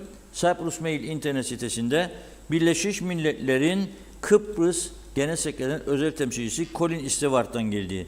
Diyor ki, Kıbrıs sorununun çözülebilmesi için Kıbrıslıların adada tekrar bir arada yaşamayı öğrenmeleri gerekir diyor. Ve diyor ekliyorum diyor. Bakın, bir arada yaşamayı öğrenmelidirler diyor eğer çözüm istiyorlarsa. 2 devam ediyor. 2 toplum arasında düşünüldüğünden daha fazla ortak nokta vardır diyor. Tespitimiz bu yöndedir diyor. Çok ortak nokta var. Ama bu tabii domates domada, tahın tahini meselesi değil ya. Badades badada. Ortak nokta dediği yani kültürel alışkanlıklar, şunlar bunlar, çocuklarına düşkünlük, iyi tahsil bilmem ne, saygılı, kültürlü, çocukların iyi eğitim alması için her şeyini feda eden toplumlar, birçok ortak yön var. Aşırı milliyetçilik ve dini unsurlar bugüne kadar. Kaldı ki Kıbrıslı Türkler dini unsurları hiç öne getirmedi. Yani ben kökten dinciyim da ben işte Hristiyan'da, Ortodoks'ta anlaşamam, böyle bir şey yok. İngiltere'dekiler nasıl yaşar? Buradan fazla nüfusumuz var, orada nasıl yaşarlar? Kanada'dakiler nasıl yaşar? Yani önemli olan ortak bir uzlaşı kültürünü geliştirmektir. Burada benim bir Kıbrıs Türk'ü olarak üzerinde durduğum en önemli sorun, günün birinde bana biri tokat vurmaya kalkarsa beni kim koruyacak, bileceğim bunu. İki, çok hızlı bir şekilde ekonomik kuruluşlarımızı, örgütlerimizi toparlamamız lazım. Ben mesela bakarım bizim sanayi bölgesinde bir ara Rum tarafına inşaat malzemesi satar, kapı pencere satardı bizim Kıbrıslı Türkler. Rekabet edebilecek durumda mılar, değil miler? Edebilmeleri için ne yapılması lazım? Bunların masaya yatırılıp konuşulması lazım. Ben bakıyorum bir çözüm olursa bizim yoğurtçularımızın çoğu, hellimcilerimizin çoğu batacak. Neden? Çünkü Avrupa standartlarında değil. Avrupa Birliği onları süründürüyor. Keçi sütü diyor %35 olacaktı. Sen diyor %17 koydun, 18 koydun, kabul etmem diyor. Ağırlık inek sütü koyuyorsun diyor. Süt tozuyla hellim yapan sayısı yok denecek kadar azaldı. Buna rağmen denetliyorlar. Ve ağır ceza getiriyorlar. Biz bunlara bakmazsak, yani sanayi odaları, ticaret odaları bunları, bu örgütleri, bu üreticileri toparlayıp eğitmezse, onların düzelmesi için yardımlaşma başlamazsa işimiz zor olacak tabii ki. Ama zaten olmazsa da zor olacak. Bu kapıları bir daha kimse kapatamaz artık. Gidip alıp gelecek insanlar, şu anda gidip alıp geldiği gibi. Ben içtiğim sudan emin olacağım ya. Hani süre verdiydiniz siz? Mart sonuna kadar ya da Mart'ın 6'sına kadar en son. Hani dediniz ki üretim yeri, kalitesi ne olduğu hiç belli olmaz sular var piyasada. Bunlar kalktı mı? Kalktı mı söyleyin bana. Ne oldu o verdiğiniz ultimatum? Kurultay var diye uygulamadınız. Şimdi Cumhurbaşkanlığı gelecek diye uygulamayacaksınız. Ondan sonra yerel seçim gelecek diye uygulamayacaksınız. Ondan sonra genel seçim gelecek diye uygulamayacaksınız. Biz de zehirleneceğiz burada. Kanser patlaması devam edecek. Olacak şey değil. Stewart diyor ki üçlü yemek meselesinde uzlaşıya varılması cesaret vericidir. Bu önemli bir ilk adımdır diyor. Ve hepimiz birlikte nihayetinde Kıbrıs sorunu çözmeye yönelik müzakerelere yol açacak bir çözüm bulmalarını umuyoruz diyor. Riskler büyük çünkü zaman tükeniyor diyor. Adaya dair bölünmeler derinleşmeye devam ediyor. Ve bu son şans olup olmadığını kesin olarak söylemesek de gelecekte başka fırsatlar olacağını garanti edemeyiz diyor. Bu yüzden şu an kısa süreli fırsatı son fırsat olma ihtimaline karşı en iyi şekilde değerlendirmeliyiz. Kısa süreli bir fırsat çıkacak önümüze demek istiyor. Ve az önce Sayın Tuvan Erzuman'ın da söylediği gibi masaya oturulacaksa bazı şartlar konacak, takvim konacak büyük bir ihtimalle. Yani şu kadar zaman başlayacak, şu tarihe kadar bitirilecekti. Zaten Kıbrıs sorunun bütün yönleri görüşüldü. Herkes bunu biliyor. Arkadaşlar eğer Ercan'da hareket varsa, başbakan uçaktan indiyse, kırmızı halda yürüyorsa falan o bir şey açın, pencere açın da getirin görelim bakalım. Ona göre daha rahat konuşuruz içeride. Bunlara bakıp getirin böyle görelim alalım. Ercan Havaalanı'nda hareketlilik var mı? Danışanlar, danışmayanlar, bakanlar, bakmanlar herhalde oradadır bütün kabini bugün. Bir hareketlilik varsa açın bir pencere görelim. Da ona göre daha rahat konuşuruz.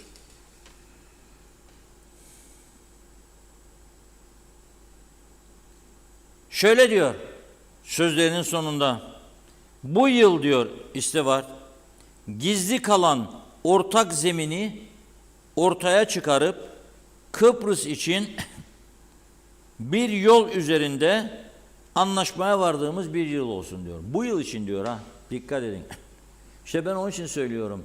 22 Nisan 2023 gecesi yattık. Hiçbir şey yoktu. Sabah uyandığımıza baktık. Dalga dalga insanlar güneyden kuzeye, kuzeyden güneye gidiyor. Akşam üzeri gene ben Letra Palas barikatındaydım. O Kıbrıs Rumlar kimisi ağlayarak, kimisi gülerek ellerinde çiçeklerle, zambaklarla geri dönerlerdi. Ve bu zambaklar üzerine ben Cumhuriyet Gazetesi'nde birkaç tane güzel makale yazmıştım. Zambaklar açarken. Evinde bıraktığı zambakları gitti Güzelyurt'ta başka yerlerde buldu. Evinde duvarda asılı olan fotoğrafları bizim insanlarımız söküp çöpe atmadı. Ne yaptı? Bizim insanlarımız onları sakladı ve günü geldiğinde 74'ten 2003'e düşünün siz, geldiler ve bizim insanlarımız onlara duvardan söküp dolapta sakladığı fotoğrafları verdi. Son derece önemlidir.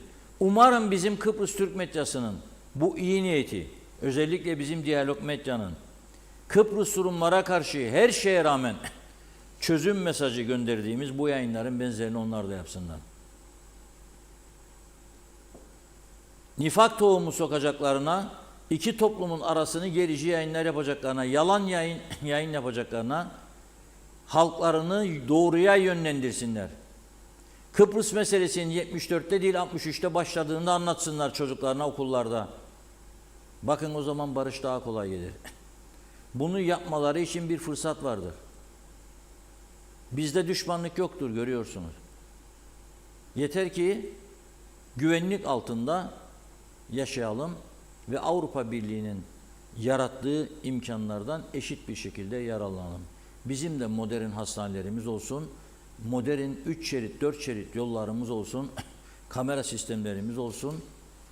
Bizim de bu ülkede iyi hastanelerimiz olsun, iyi okullarımız olsun. Prefabrik okullara göndermeyelim çocuklarımızı ve Avrupa standartlarında eğitim veren kurumlarımız olsun. Yok ki adam emekli çıkacak, aldığı ikramiyeyi 2 yılda sadece 2 çocuğu veya torunu olan bir insan aldığı ikramiyeyi 2 yıl için bir özel okula verecek. Yok ki böyle bir düzen. Yoktur böyle bir düzen.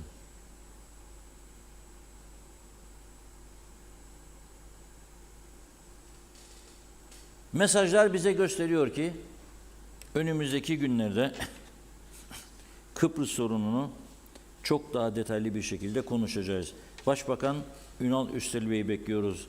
Ankara, güzel Ankara. Başbakanımızı erken yolla. 17.30'da inecekti uçak. Herhalde rotara takılmıştır ama yani insaf etsinler. Bir başbakan var uçağın içinde, Kıbrıs'ın da olsa küçük ülkede erken zamanda gelmesi lazım. Peki ne yapacak bu içimizdekilerini? Bakınız, polis araştırma Lefkoşa Polis Müdürü ne gitmişler?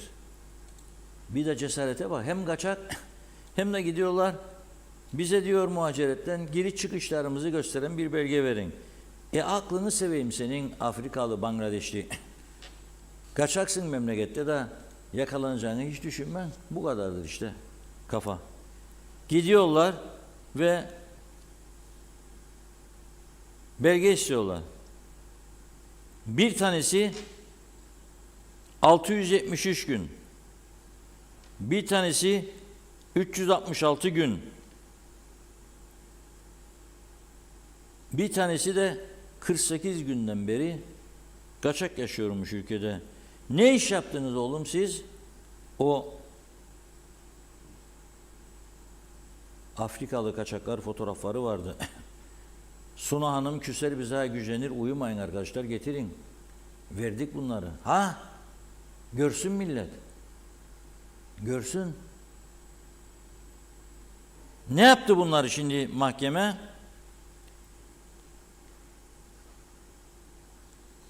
Sorguladı. Bir tanesi aralarında Luvunu Deborah cesur adammış. 4 yıldır dedi yargıca, kaçak olduğumun farkında değilim dedi. 4 yıldır yaşıyorum. Ne iş yapardın oğlum sen? Söyle bakayım. Nerede kalırdın? Nerede çalışırdın? Sana kim iş verdi? Demek ki sen de kaçak, sen de kaçak, sen de kaçak. Patronlarını çağırması lazım oraya. Ne çalıştırdın oğlum sen bunları 4 yıldır kaçak olarak? Sosyal sigorta yok, ihtiyaç sandığı yok. Ne yedi ne içti bu insanlar?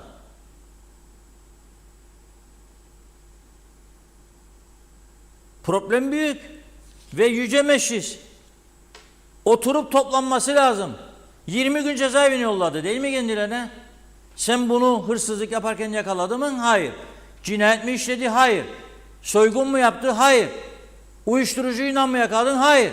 Sen bunları muhaceret izni için geldi ve ortaya çıkardın. O zaman şimdi yasaya göre mahkeme 20 gün tutukluluk, 20 gün sonra hapis cezası verecek. 6 ay verirse 6 ay daha besleyeceksin sen bunları. Niye yakaladığın anda 48 saat içinde deport etmiyorsun? Çünkü yasaymış. Değiştirin yasayı. Niye değiştirmiyorsunuz? Kim engelliyor sizi? Engelleyen yok aslında. Benim bildiğim savcısı da solcusu da mecliste hepsi rahatsız bu konulardan. Gönderin o zaman. Hangi patronlardır sizi engelleyen? Onu da söyleyin engelleyen varsa. Ama bu şekilde olacak bir iş değil yani. Bunu kabullenmemizi kimse beklemesin. Bir ölümlü kaza daha eklendi. Bu yılki feci trafik kazalarına bir can kaybı daha eklendi. Bu sabah erken saatlerde. Tabii o saatte ben daima söylerim, eğlence dünyasına gidenler arkadaşlar, sabah 5'e kadar eğlence olmaz ya. Yani dünyayı biz yeniden yaratıyoruz gibi bir durum var. Avrupa'da 11'de pubları kapatıyorlar, hafta sonu 12'de. 5'e kadar sen açıyorsun barları, gelip içiyor sonra yola çıkıyorlar. Aşırı derece alkollü. Kaza yapıyorlar. Yazık değil mi? 30 yaşındaki Zehra Kahraman, muhabirimiz Hüseyin Çiçek'in çektiği görüntülerdir bu. Olay yerinde hayatını yitirmiş ve takla atan araç aslında 2 kişilikmiş. Fakat spor aracın içine 3 kişi girmiş.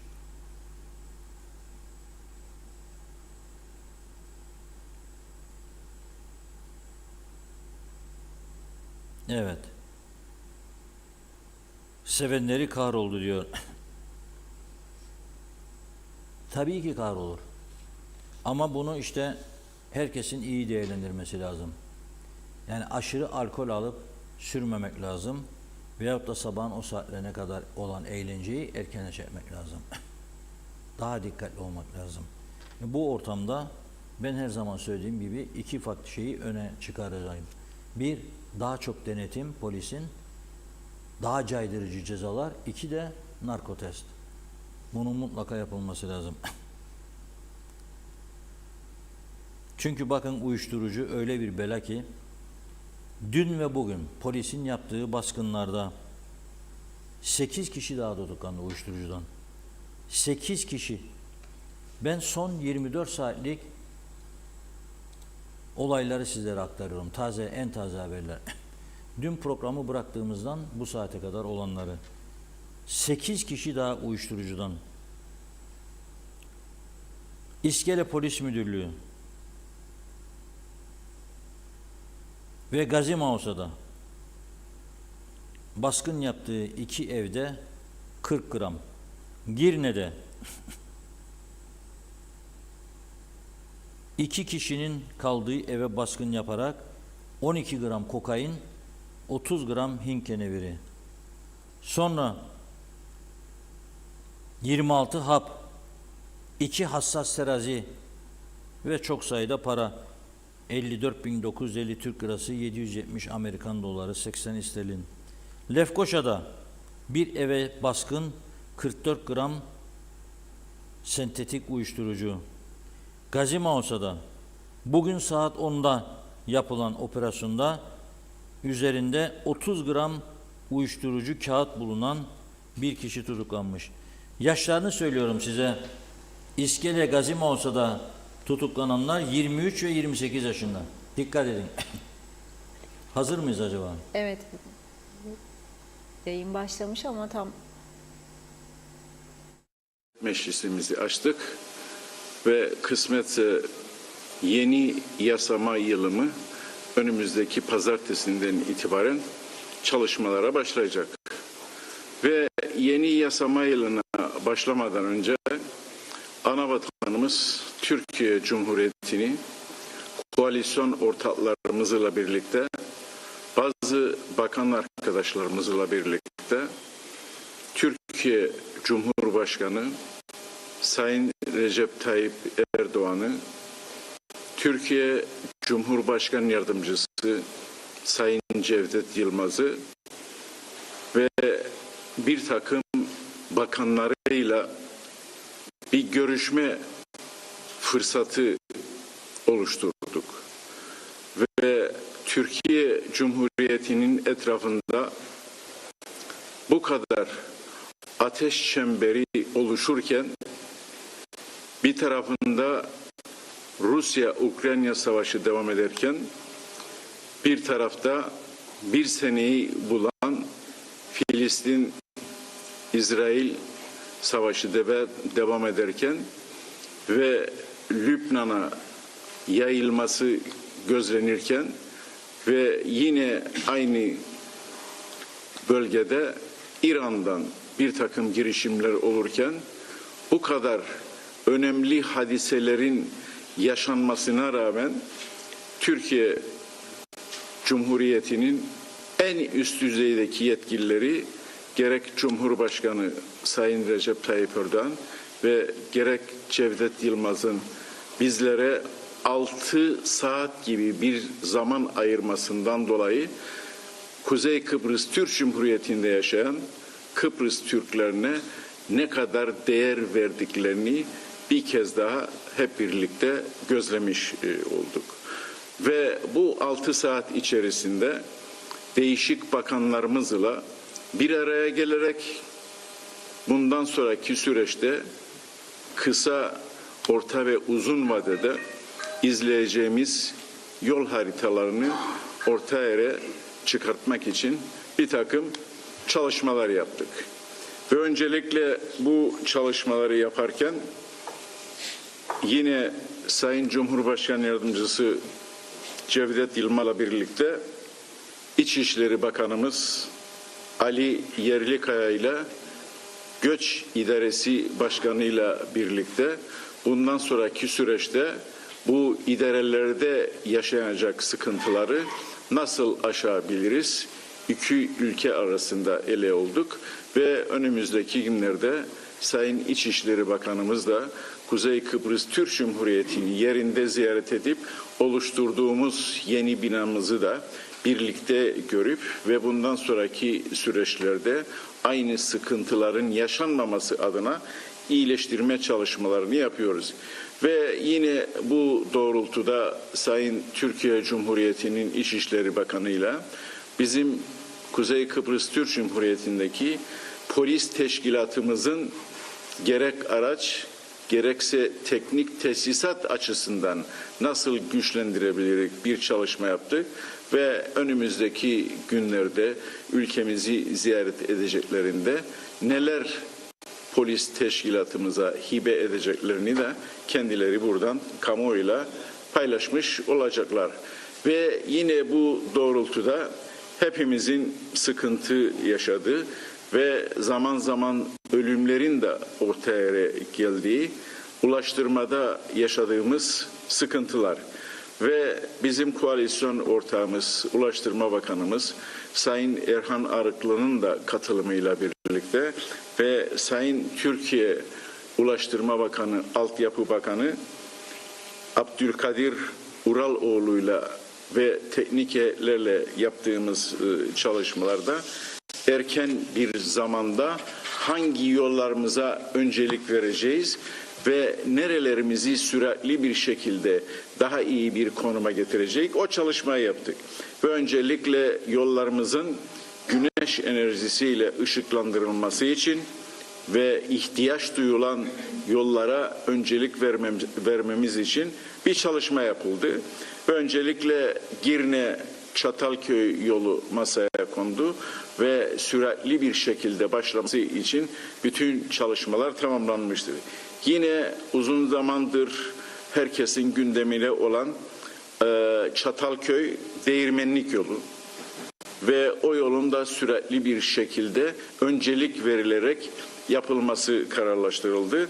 Ve yine Dip Karpaz Manastır yolu, onun da öncelik verdik ve o yolun da yapımı önümüzdeki günlerde istatını vermiş olacak. Ve yine Girne bölgesinde Kayalar ve Sadrazam Köyü'ne giden yolumuzun acil olarak yapılması için çalışmaları tamamlandı ve önümüzdeki günlerde bu yollarımızın istartı verilecek. Yine herkesin bildiği tarım bölgemizde ve özellikle Güzelyurt ve Lifke bölgemizde narenciye üreticilerimizin geçen yıl yaşadıkları ve hep birlikte yaşadığımız bir takım sorunlar ve bütün o sorunları orta yerden kaldırıp bu dönemde yeni mahsulle birlikte eskiden nasıl anavatanımız Türkiye Cumhuriyeti'ni ihraç edersek aynı şekilde ve sürekli bir şekilde bu seneki narenciye ürünümüzü anavatanımız Türkiye Cumhuriyeti'ne hiçbir sıkıntı yaşamadan aynı şekilde de ulaştırmış olacağız. Bütün bunların yanında bizim ülkemiz bir turizm ülkesi ve Güney Kıbrıs Rum Cumhuriyeti'nin yaptığı son zamanlardaki bir takım girişimleriyle güneyden kuzeye üçüncülerden turist getiren tur operatörlerine bir takım baskılar yapılmaya başladı ve Kuzey Kıbrıs Türk Cumhuriyeti'ne güneyden turistin gelmemesi için hem baskı yapılıyor hem de tur operatörlerine bir takım teşvikler yapılıyor. Biz daha önceleri 2024 ve 2025 İktisadi Mali İşbirliği protokolü çerçevesinde biz anavatanımız Türkiye ile imzaladığımız bu protokolla hem İngiltere'de hem de Almanya'da ada Kıbrıs'ın tanıtılması için bir takım girişimler yaptık. Bu o girişimler neticesinde de oralarda ülkemizi tanıtılmasını istemiştik ve şimdi de anavatanımız Türkiye Cumhuriyeti içerisinde ada Kuzey Kıbrıs Türk Cumhuriyeti tanıtılması için Türkiye Turizm Bakanı ile ve koalisyon ortağımız Turizm Bakanımız Fikri Ataoğlu arasında yeni bir protokol oluşturdular. Yeni bir protokola imza koydular ve bundan sonraki süreçte de anavatanımız Türkiye Cumhuriyeti'nde de ada Kuzey Kıbrıs Türk Cumhuriyeti'ni de orada tanıtmış olacağız. Bütün bu çalışmaları yaparken biz yine Cumhurbaşkan Yardımcımız Cevdet Yılmaz'la ve Türkiye Enerji ve Tabii Kaynaklar Bakanı Alparslan Bayraktar'la da bir araya geldik ve özellikle herkesin bilinmesinde fayda var.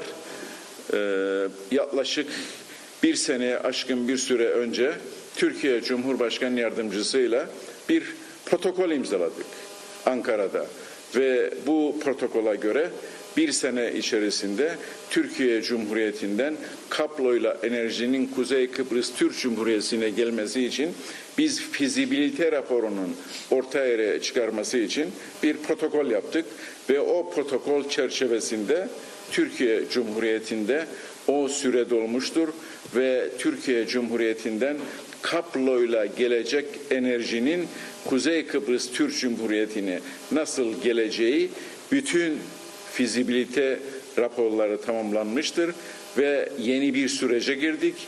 Planlaması oluyor ve önümüzde 15 Kasım'da Türkiye Cumhurbaşkanı Yardımcısı Cevdet Yılmaz ülkemize gelecek ve anavatanımız Türkiye Cumhuriyeti'nden kabloyla enerjinin ülkemize nasıl planlandığını, ne zaman gerçekleşeceğini, nasıl yapacağımızı ben Başbakan olarak birlikte halkımıza bu güzel haberi paylaşmış olacak. Çünkü hepinizin malumudur, uzun zamandır enerjide yaşanan bir takım sorunlar oldu. Ve biz hükümet olarak enerjide arz güvenliğini sağlamak için bir takım çalışmalar yaptık, bir takım yatırımlar yaptık ve şimdi de yapacağımız yatırımlar anavatanımız Türkiye Cumhuriyeti'nden kabloyla enerjinin ülkemize gelene kadar ne ihtiyaç varsa elektrik kurumunda ve ne tip yatırımlar yapacaksak onların planlamasının, onların çalışması yapıldı ve 15 Kasım'da ülkemize ziyaret etmesiyle birlikte bunları kamuoyuyla da paylaşacağız.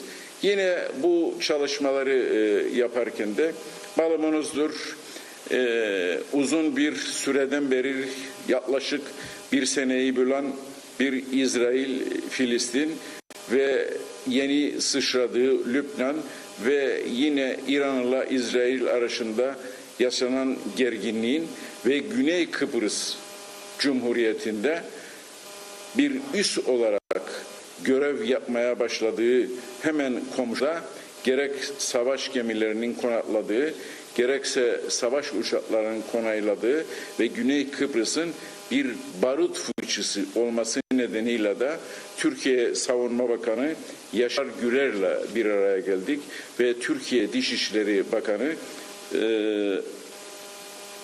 Bakanı'yla bir araya gelerek bu konuları değerlendirdik ve Kuzey Kıbrıs Türk Cumhuriyeti'nde ne gibi önlemler alabiliyoruz, iki ülke arasındaki neler yapabiliyoruz, o değerlendirmeleri hem Yaşar Güler'le hem de Dışişleri Bakanımız Hakan Fidan'la bunları değerlendirdik ve bu doğrultuda alacağımız önlemleri de birlikte almaya karar verdik.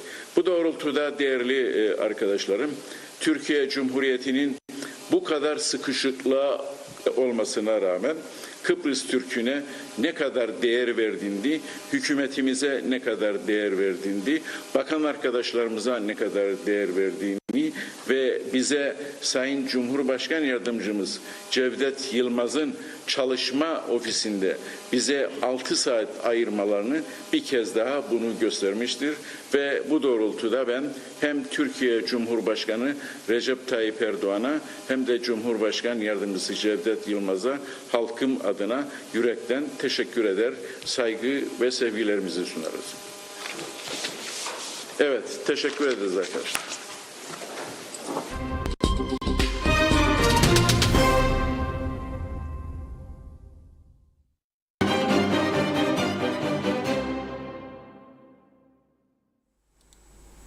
Evet, Ünal Bey'in açıklamalarından öyle anlıyoruz ki hem ekonomik sorunlar hem de bölgesel sorunlar etraflıca ele alınmış, değerlendirilmiş, yapılacak işlemler konusunda ortak görüşler ortaya konmuş ve kararlar alınmış. Tabii Orta Doğu'da yaşananlar var. Güney Kıbrıs bir transit merkezi haline geldi. Lübnan'dan kaçanlar. Bugün yine günlük internet haberlerinde okudum. Avustralya hükümeti buraya Güney Kıbrıs'a getirilen Lübnan'dan vatandaşlarını almak için özel hazırlıklar yapıyor. Yine Yunanistan askeri uçakları Lübnan'dan kendi vatandaşlarını, Kıbrıs Rum ve Yunan vatandaşlarını alarak ülkeye götürüyor. yoğun bir hareket var ve Güney Kıbrıs tabii burada bir transit merkezi gibi faaliyet gösteriyor. Efendim bu şekilde hareket etmekle hedef noktası haline geliyor mu? Tabii rahatsızlık duyanlar var ama unutmayalım, Güney Kıbrıs'ta çok ciddi bir şekilde üsler tarafından korunuyor. İngiliz üsleri füzelerle donatılmıştır ve korunuyor. Çok sayıda savaş uçakları var. Evet, şimdi biz ne yapıyoruz? Programın sonuna da geldik. Her perşembe olduğu gibi Temiz Ada'nın bugünkü temizlik faaliyetini sizlerle paylaşıyoruz. İzleyelim. Günaydınlar. Bugün 3 Ekim 2024 Perşembe. Ben Temizada'dan Kasım Uluçaylı. Bugün Temizada grubumuz Betis bölgesi dediğimiz Venüs ile Betis arasında olan bölgede temizlik etkinliği gerçekleştirmiştir. Bu etkinliğimize bölgede bulunan Merit Royal Gardens Beach Voleybol takımı da destek vermiştir. Onlara da teşekkür ediyorum. Teşekkür etmişken bize en büyük destek veren, çevre konusunda destek veren TV 2020 TV'ye, Reşat Bey ve ekibine de ayrıyeten özel teşekkür etmek istiyoruz çevre adına. Çok çok teşekkürler. Evet, yine aynı şey, aynı sorun, aynı manzaralar. Bunların çözümlerinin, basit çözümlerinin ne olduğunu her zaman söylüyoruz. Dikkate alınmıyoruz. Alınmayacağımızı da biliyoruz. Çünkü biz gönüllü bir grubuz. Olsun, onlar keyiflerini yapsın diye söylüyorum Kıbrıs ağzıyla. Ama bunların en büyük suçlarından biri, evet, insanlar atıyor, insanlar suçlu. Ama bunların en büyük göz yumanlarından da belediyeler ve çevre dairesinde olduğunu buradan vurgulamak istiyorum. Eğer belediyeler istiyorsa, bak çok açık söylüyorum, bu önlemleri, bu çözümleri en azından yarı yarıya sistemli bir şekilde de indireceklerine inanıyorum. Ben tüm katılımcılara katıldıkları için çok çok teşekkür ediyorum. Temizada her zaman olduğu gibi bu etkinliklere devam edecektir ve hiçbir şekilde daha yılmayı düşünmüyoruz. Çok çok teşekkür ediyorum. Burada bu kaydırak biraz ileride 50 metre ileride çift kişilik bir çilte.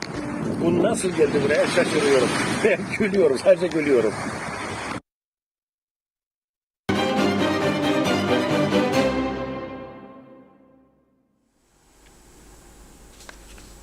Evet, örnek bir kuruluş. Biz kirletiyoruz. Temizada yabancılarla, bölgede yaşayan yabancılarla birlikte temizletiyor. Sahiller bizimdir, peşkeş meşkeş.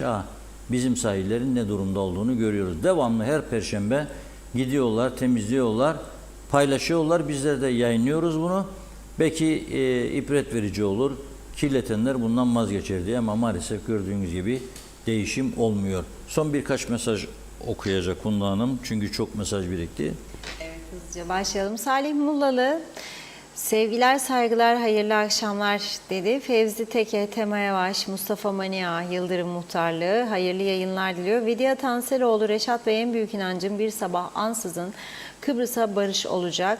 Yeter ki halkımız pozitif olsun. Zaliye Şerifoğlu, Reşat Bey, doğruları sizden duymak ne mutlu. Bize gündem özeli dört gözle bekliyoruz. Yalan yok, yanlış yok. İnşallah mutlu barış bayramı olur. Ali Dereseven, bu ülkede anlaşmayı istemeyen tek kişi dahi yok. Yapılacak anlaşmalar neticesinde güvenlik konusunda bizlere %100 garanti verilirse yok diyecek tek bir kişi olmaz. Güven oluşana kadar şimdiki gibi belli bir süre daha şu an mevcut sayıdaki askerin burada bulunması gerek. Arif Mustafa Cüce, Gazi Mausa Perşembe Pazarı'ndan herkese selamlar demiş. Evet, Mehmet İnancı, çözüm kapıya dayandı diyor. Ekonomiyi düzeltmeye baksınlar, sonra herkes ağlayacak. Reşat Bey, sizin fikirlerinizi alsınlar. Bakın, dünya yanımızda olur kanısındayım. Muhammed Hacer Kılıç, inşallah bu Kıbrıs sorunu iyi bir şekilde çözülür. Tayfun Rüzgar İçli, Hamitköy'den Zeki Ayşe Arköy, selam ederiz demiş. Hayırlı yayınlar. Celal Harun, Kuzey Kıbrıs'ın nüfus sayısını devamlı tartışılan konu, gündemde yerini koyuluyor. Halbuki bilinmesi gereken temel husus, bunu bilmeden veya yanlış bilerek planlama yapamazsınız. Enflasyonu yönetemezsiniz. Cemaatsız ne oldu ganimetçiler, korku sardı sizi demiş. İzzet Ahmet, tarih yazacak. Ersin Tatar 5 yılı doldurdu. İki devlet dikili taşı geçemedi. Atakan Korer, her gün Kıbrıs sorunu çözülecek diye 50 yıl oldu. Erhan Yapıcıoğlu, başımızdakiler vatan millet Sakarya'yla gemi yürüteceklerini zannederler. Bunlarla sonumuz hayırlı olsun. Salih Mullalı, bugün elektrikler kesilmedi diyor. Ali Dereseven, niçin kısa süreli şans verecekler? Bu kadar sorunu olan Kıbrıs davası niye çok kısa zamana sığdırılmak isteniyor? Niyetleri ne? diyor. Umahan Davulcu, yayınlarınızın devamını dilerim demiş. Sayar Eker, nereden nereye geldik? Göçmen olduk, kurtulduk. KKTC'yi kaçak doldurduk. Hükümet neredesin dedi. Salih Yorgancı, evet sizin gibi beceriksizlere ayrılan saate yazıklar olsun demiş. Hiçbir şey yapamayacak hükümet diyor. Özeş Oğuz, o da yazıklar olsun ayrılan saatlere demiş. Ulus Barani, Başbakan Üstel ne zaman vazgeçecek? Ben öyle değil mi de hani böyle konuşmaktan ne zaman vazgeçecek diyor. Türkiye'ye apar topar çağrıldılar, ziyarette bulunduk diyor. Ünal Bey bir açıklamasında halkın refahı ve mutluluğu için çalıştığını belirterek bu açıklamasının üzerine elektriğe %15 zam yaptığını TC yetkililerine söyledi mi? Mehmet İnancı, kabloyla elektrik 5 yılda gelmez demiş. Son olarak Cemil Kurş da diyor ki gene lolo okur, yapacağız edeceğiz, bakacağız dedi. Evet, bakıyorum. Evet. Yücel Barbaros, temiz adanın gördüğüm kadar temizlediği yerler bir hafta sonra yine diyor aynı şekilde kirletiliyor. Bu ülke adam olmaz demiş. Evet, zannediyorum tamamladık mesajlarımızı. Çok teşekkürler. Buyurun, son eklemek istediğiniz. Evet. Bugünlük bu kadarla not alıyoruz programımızı. Girne'de Ömer Kadiroğlu'nun izlediği birkaç duruşma vardı ama bir tane en çok gözüme çarpanı aktararak kapatalım. Piyasa değeri 577.340 Türk Lirası olan çok sayıda elektronik sigarayı gümrüğe beyan etmeden çıkarılan veya çıkarmak isteyen 4 kişi tutuklanmış, mahkemeye çıkarılmış. Mahkeme zanlılara tek tek söz hakkı vermiş. Demişler ki depremden çıktık, ailelerimiz çadırda yaşam sürüyor. Biz burada gümrük olduğunu bilmezdik. Öyle aldık, getirdik demişler. Mahkeme de bunları tabii burada oturma izinleri olmadığı için 1 ay süreyle cezaevine göndermiş. Cezaevinden biraz içinde mahkeme olacak demektir. Ondan sonra 6 ay, 3 ay, 7 ay, 10 ay, 12 ay hapislik cezası beste babam beste şu anda 1000'e yaklaşmış durumda cezaevindeki durum. Evet, bugün bu kadarla noktalıyoruz. Yarın inşallah maşallah güzel konularla birlikte oluruz. Evet, teşekkür ediyoruz. Tamamladık sevgili izleyenler. Yarın yine aynı saatte görüşmek üzere. İyi akşamlar.